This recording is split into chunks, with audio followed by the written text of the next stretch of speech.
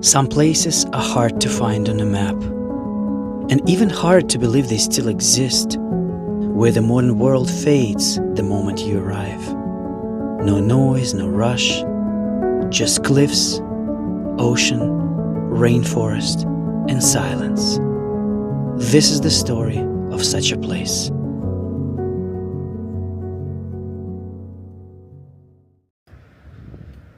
In the middle of the vast South Pacific Ocean, there is an island that lies almost the same distance from 4 major continents: North America, South America, Australia, and even Antarctica. About 4,000 miles in every direction, and none of them close. This island is called Nuku Hiva.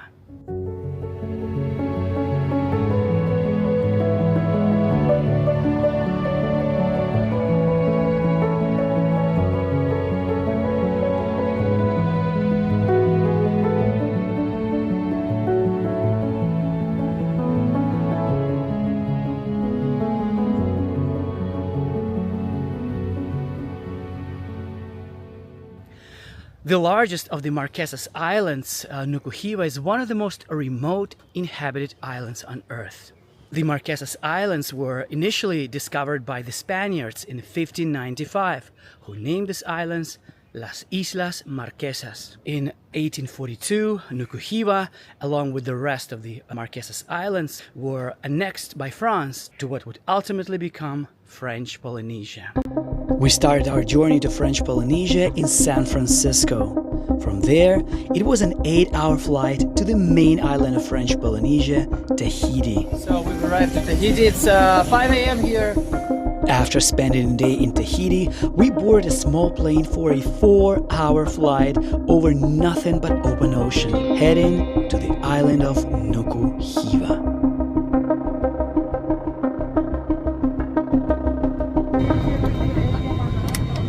We have just landed in Nuku Hiva, guys. This really happened. 7:15 p.m. Upon arrival to Nuku Hiva, we were picked up by our hotel driver, part of the complimentary transfer they provide. And honestly, it's not just convenient, it's kind of essential, because the only road from the airport isn't lit, and it winds through some steep mountains and dense rainforest, so you'll want someone who knows the way. It took us about an hour to cross from one side of the island to the other, and on the way there we saw some wild horses and cows wandering freely on the road as if they owned the place, which frankly, they kind of do. We arrived at the hotel shortly before 10 p.m. And that's our arrival to Nuku Hiva. Wow.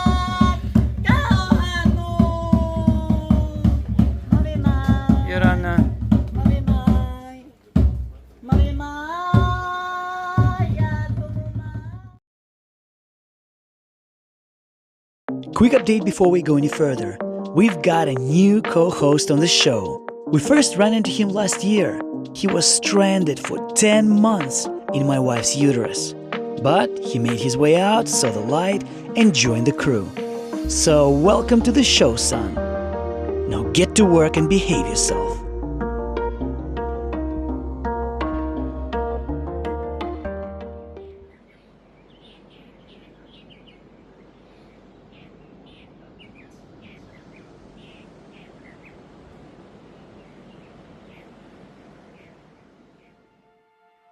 This is Le Nuku Hiva by Pearl Resorts, the only hotel on the entire island. It sits above the stunning Kadiho Bay. Built as an eco-lodge, it's perched on the hillside with spacious, beautifully designed villas, and I'll show you the inside in just a moment. If you're looking for something quiet, raw, and truly special, this is it. Alright, let's check out our room. Well, we already checked in last night, but let us give you a proper tour. So, this is the room. There's a nice, comfortable bed. And obviously, a little crib for the baby. And absolutely magical view. let me show you the bathroom and the shower. Bathroom is pretty clean, very modern. And here's a nice shower. And here's a toilet over here. All very, very clean and absolutely incredible place to be. It's very quiet here. And the best part of this villa is this absolutely amazing porch where you can sit back and enjoy this view.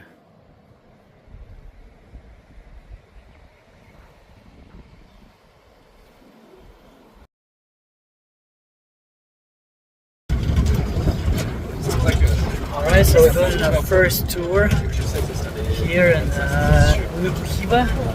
This guy's enjoying his bumpy ride. Right, Sonny?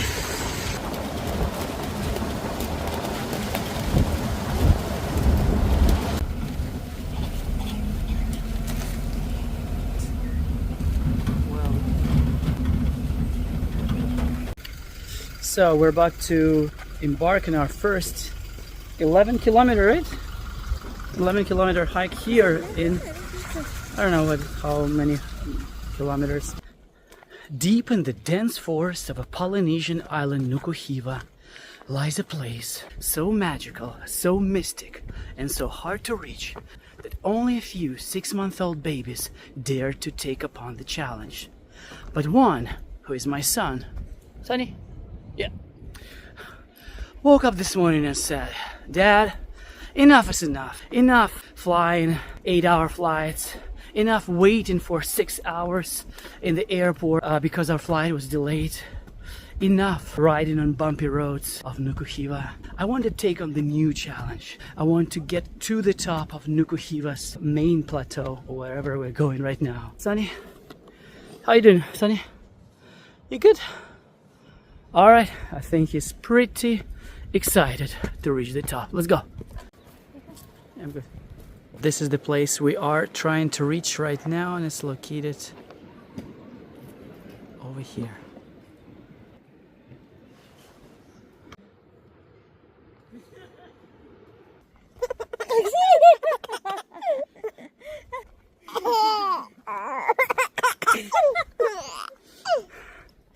Deep through the Polynesian jungle, you hear the laughter of a little child, of a little baby who's enjoying this enormous endeavor for his young age.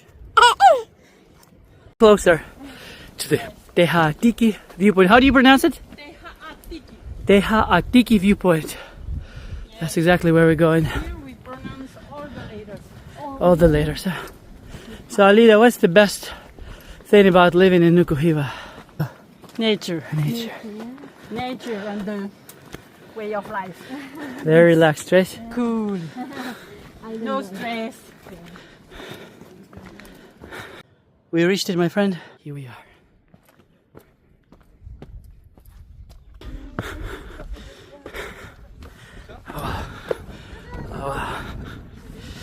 Ooh la la! Wow, that is absolutely magical.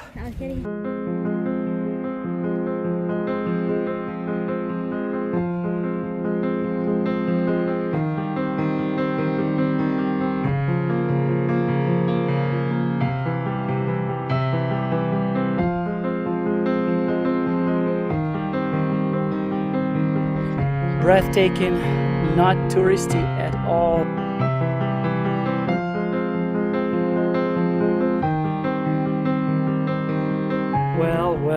Well. Truly magical place. It does remind us a little bit of Lofoten Island. Rainbreaking hike.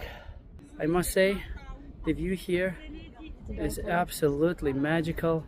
And wow. So peaceful, so gorgeous. We spent about an hour up there, but honestly, it didn't feel like it was enough.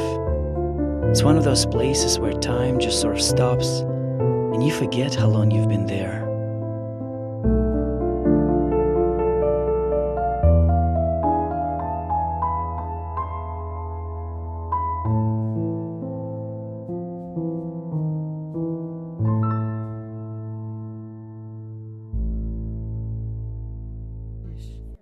On our way back, I had a chance to ask our guide Alita a few questions about Nuku Hiva and the Marquesas Islands in general.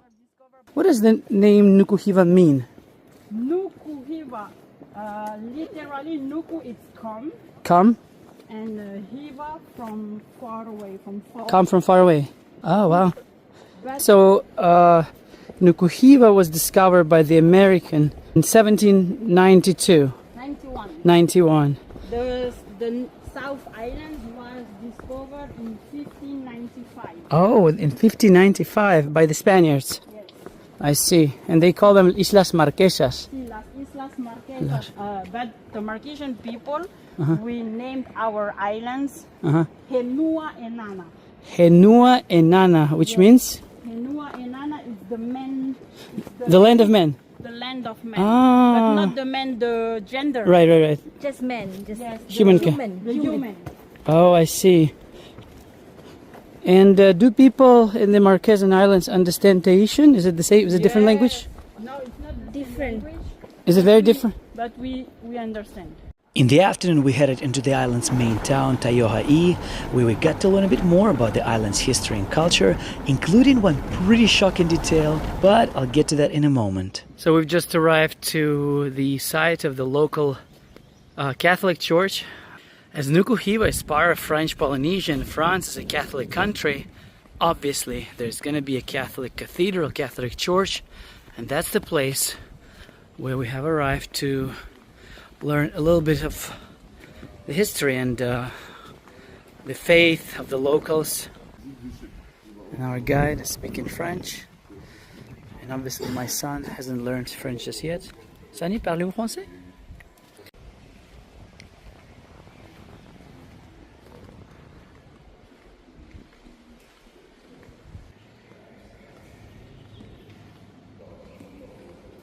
A little bit of history. In 1846, the first missionary of the Catholic Church came to this island. I don't know his name, but somewhere over there. And apparently what he did is he banned the local Marquesan language. He banned the tattoos because it was part of the culture. And he also told the locals to learn French. Okay. So, banning the local culture probably wasn't a good idea, right? But one thing he banned, which was part of the local culture, was human sacrifice. Yes. Cannibalism was part of the local culture, and that first missionary actually banned that, and now it's part of the past. After learning that the Marquesans no longer serve grandmas for dinner, we kept exploring the town of Taioha'i. A big part of that culture is tikis. These are carved statues found all over the island of Nuku Hiva. Tikis represent gods, deities, spiritual guardians. Each one symbolizes something. Some tikis symbolize strength, others pride. We visited the biggest tiki in the island that symbolizes fertility.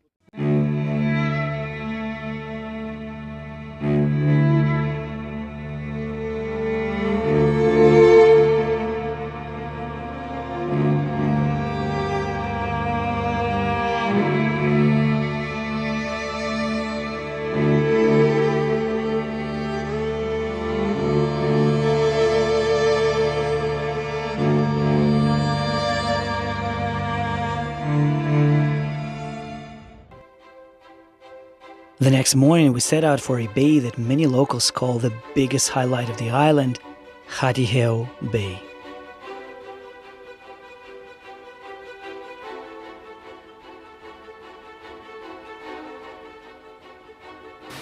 So we've been on this road for the past hour, and the scenery here is absolutely spectacular. The views of the forests, of the valleys, of the bays are absolutely breathtaking and truly make you want to stay here for a long time, longer than just a few days. One of the other striking features of local scenery is the presence of this absolute majestic, beautiful banyan trees. Right behind me is actually one of the oldest banyan trees. This banyan tree is about 600 years old. Yeah, it's quite old.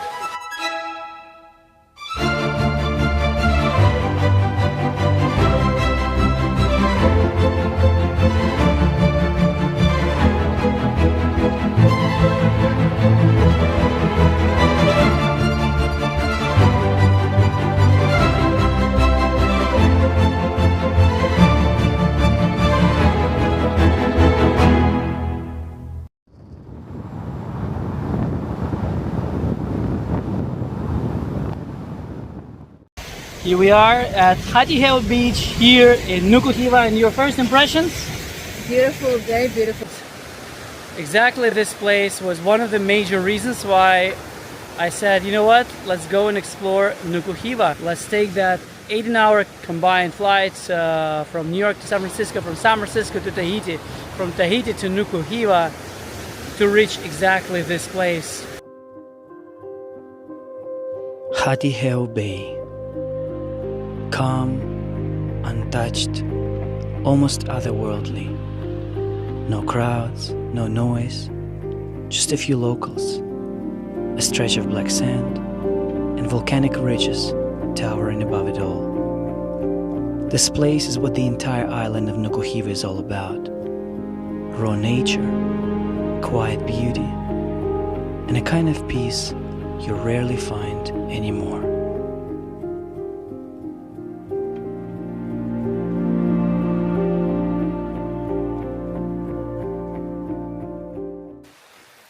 Nuku Hiva. Really, about 6 months ago, I didn't know this island even existed.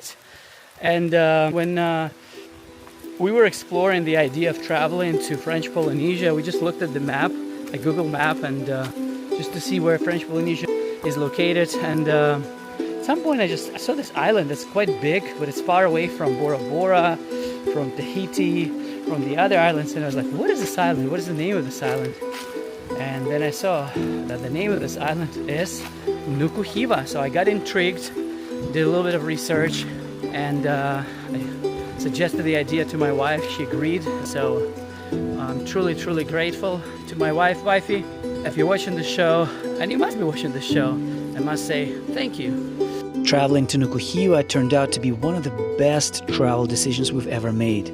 Not just because it's beautiful, but because it's something else entirely. It's raw, untouched. It's the kind of place where modern civilization never really arrived, and you don't miss it. No stoplights, no traffic, no fast food, no franchises, no billboards, just one hotel, and somehow it's all perfect. Quiet bays, wild trails, banyan trees, waterfalls crashing into deep valleys. A land that feels untouched by time. This is Nuku Hiva.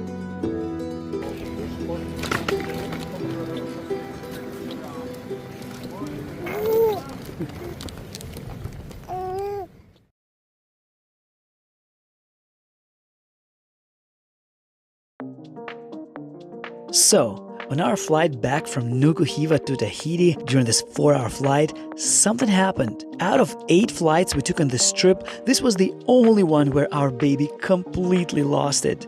He was screaming, kicking, full meltdown mode. We couldn't console him. And then a lovely Marquesan grandma sitting nearby turned to us, looked us in the eye, and said in French, "Donnez-moi le bébé, je gère. Give me the baby, I've got this." We hesitated for a second and then said yes. And just like that, he stopped crying. He sat with her for nearly an hour like nothing ever happened. That Marquesan grandma was an absolute wonder. So, merci beaucoup, mademoiselle, or as they say in Marquesan language, ko tao nui.